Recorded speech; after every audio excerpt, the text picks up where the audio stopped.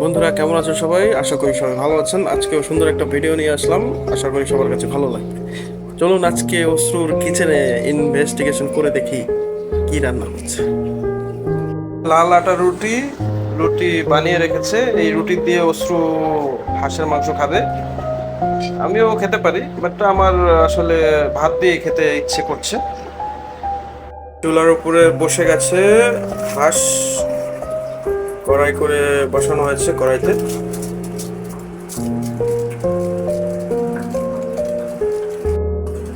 হাঁস ভুনা খেতে আমার হাতে হাঁস ভুনা সেই হয়, বলা উচিত না, তবে সবাই বলে। আচ্ছা আচ্ছা, ঠিক আছে, অপেক্ষা রইলাম, আসবো, খেতে আসবো আমি। মশলা দেওয়া হচ্ছে, এই কি মশলা দিলে এটা? এলাচি।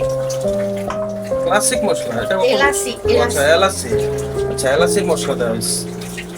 তো হাঁসের সর্বশেষ পরিস্থিতি, রান্না অনেকটা হয়ে গেছে, অনেকাংশেই দেখতে পাচ্ছেন। এখন কিছুটা সময় পরেই জাল দেওয়ার পরে আরো টেস্টি হবে, যত জাল তত টেস্ট।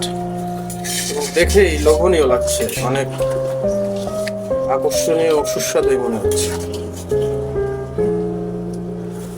পাচ্ছেন হাঁসের মাংস একবারে রান্না হয়ে গেছে, কাছাকাছি ভুনা হয়ে গেছে।